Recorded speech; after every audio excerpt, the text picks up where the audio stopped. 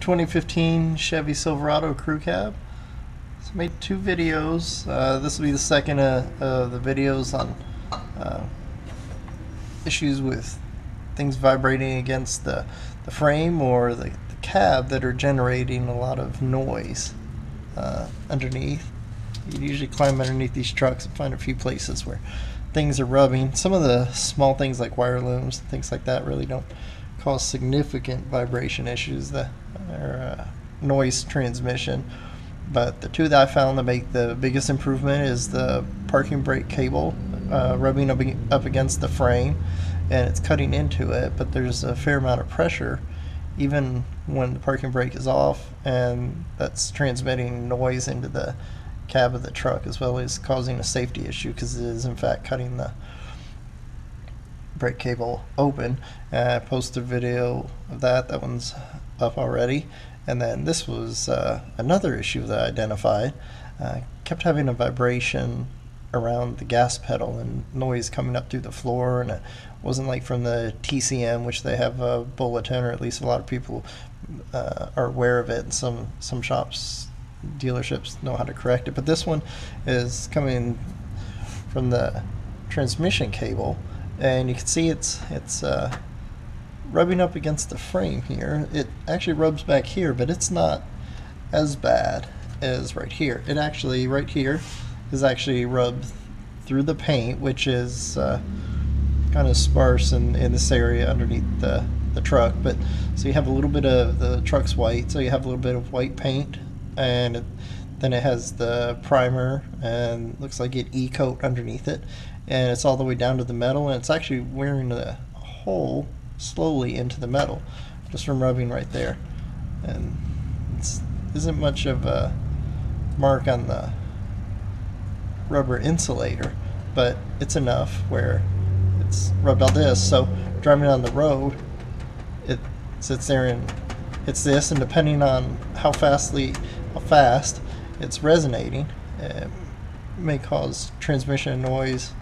I guess that's a pun, from the transmission into the cab of the truck, and you can feel it in the gas pedal or the floorboard, more of a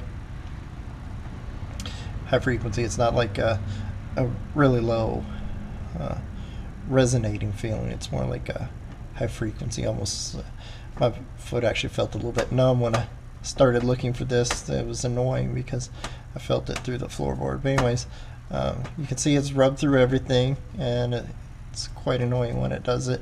So all I'll do is clean this area up, and just as I did in my other video, I'll just wrap it with a little bit of nylon webbing and then put some tape on it.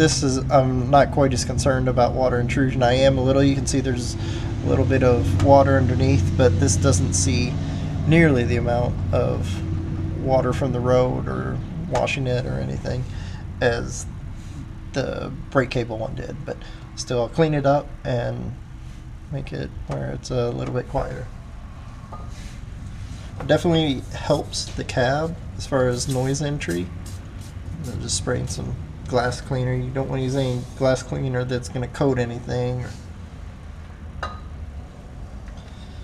You want the surface clean. So I clean this area while I'm at it. I guess you could put something on the cab itself. If you found something like some type of foam on double-sided tape that could insulate it, that could definitely help right there. It's kind of an odd spot. It's a fairly sharp edge, so you may just want to touch it up with some paint, which is definitely not a bad idea because it's all the way through to bare metal, and it's rubbed off all the protective coating that the truck had applied to it. At least they protect the cab, but in this instance it's gone, so a little bit of touch-up paint would be good to have there. The main thing is clean off this cable. There's the part number tag. Cut off the cable, let it dry for a minute, and then we'll start putting the tape and insulation on.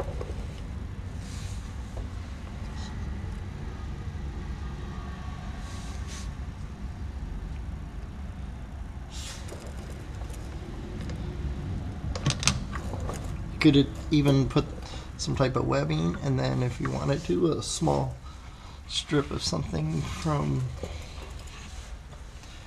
rag or a towel even.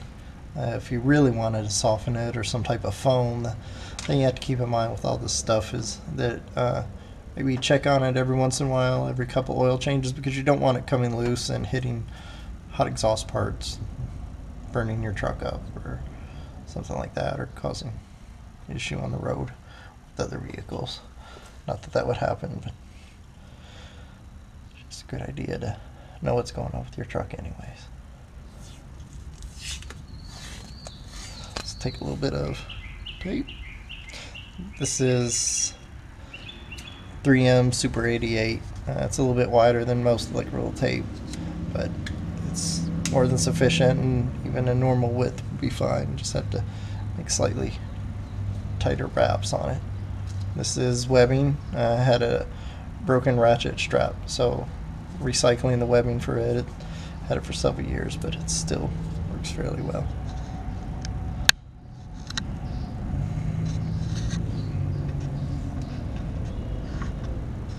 Just this little. Alright.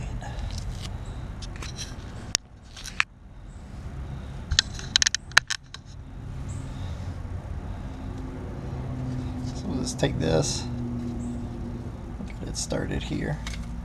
That's all it takes. I'll just wrap around a few times. You can see where it's going to rub right there. Let's kind of put it in, depending on how it's manufactured, the hose may lay in a different place. So not all of them are the same.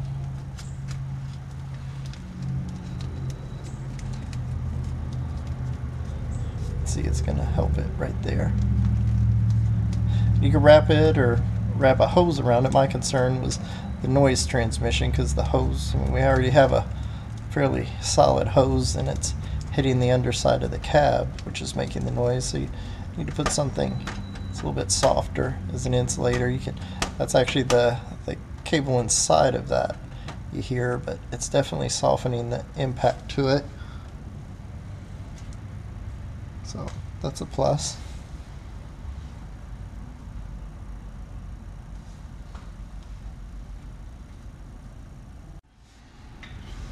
So still may make a little bit of noise. So got a microfiber towel and a few. So we have the nylon webbing.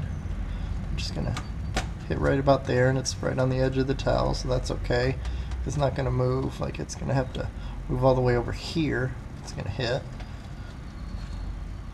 And go on and wrap this up. Seeing as it's directly below the driver, and any of that noise that comes through there is going to be much more noticeable, and all the places for it to show up right underneath the driver's probably not the best place for it as far as being heard, because it's much harder to miss. So wrap this up. Fortunately, you can pull this cable down enough to get around it.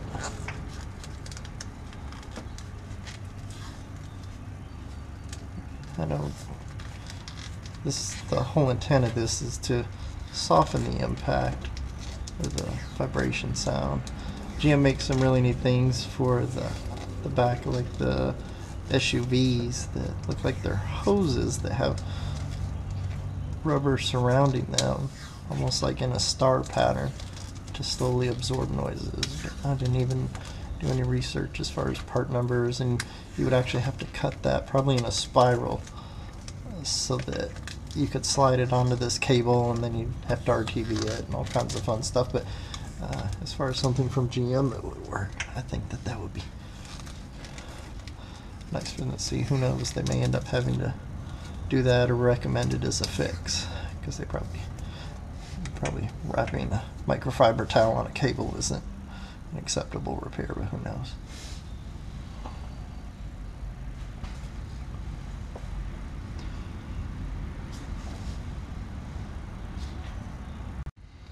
when I have it all wrapped up, and I'll just get this. Oh, it's not the prettiest, but now when it hits, which it actually takes more because there's a little bit more tension on it, you could zip tie this down, but my reason for not doing that is then the transfer case has little, or it's a reduction in movement. And you also want to check up here, a little bit further up, where it's rubbing the transfer case. You might want to, while you have your tape, wrap it up a few times. Just put a few layers on it because it's going to end up rubbing the transfer case from it. Moving this may actually help it where it doesn't vibrate around as much. Definitely, I don't know, you could have maybe brought it down here if it was down here, but you don't really want to rely on a wiring harness to resolve the vibration issue. And then what I'll do is I'll get some bit of primer and just dab it on there, and maybe just clean off really good and put some touch-up paint on it. It's underneath enough, and I may brush a little bit of undercoating on it after that. But it'll at least be much better. And this, as well as the brake cable insulation, made a significant improvement in the sound quality in the cab, and just that it was much quieter as far as noise that was transmitted inside of it. You could actually hear the occupants talk as opposed to them having to yell to overcome some of the vibrations, where these things have noise issues and vibration issues anyways.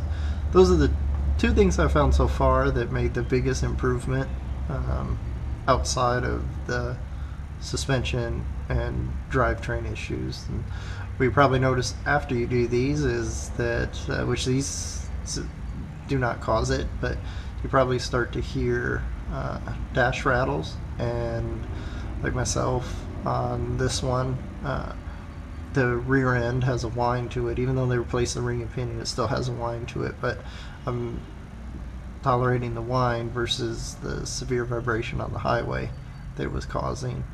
But you probably notice other noises that you didn't know were there before, simply because this will quiet the noise of the interior down so much that other things become more prevalent. But as you work through those, which I'll probably make a video for the one in the dash if I can actually get it to do it. I don't want to take my dash apart just to show the fixes and insulation in the upper dash. But when I had a horrible vibration in this, most of it's gone. The highway speeds, I can't justify trading this in on another vehicle because it's about a $14,000 difference that I'd have to come up with to trade into something else, which would probably, after 25 or whatever 4 years of owning GM vehicles, would probably be moving away from it. So I can't justify that. I just it's not so severe that I want to get rid of the vehicle, but there's a slight vibration there, and if it comes back then, or it gets worse, then I'll probably make a video on how to quiet the dash down, because that's where it showed up last time, in the console and the dash. But the console was quiet, just moving, and the dash actually had a rattle in it. So if it comes back, then I'll make a video on it. But otherwise, if you guys do this, and I know everybody has their favorite tape or favorite insulation, so I really wasn't going to get into that, but just a source of where one of the issues may be. And then don't forget to insulate it. Just wrap it in some fairly heavy-duty tape up further up this line as it touches the transfer case, because it can actually cut it there. But aside from that, and with that, there may be a little bit more tension, so this line will actually move up just a little bit, but it's pretty significant as far as cutting through. And if you have that kind of abrasion happening on the underside of your vehicle, then there's probably something causing it. And show a different angle of it. That's where it's cut out, so it's causing all the noise. But anytime you can get under there, and sometimes you pull on things or move them around, and a lot of times you can discover where some of the noises are coming from, and the goal is to make things quiet and make them last longer.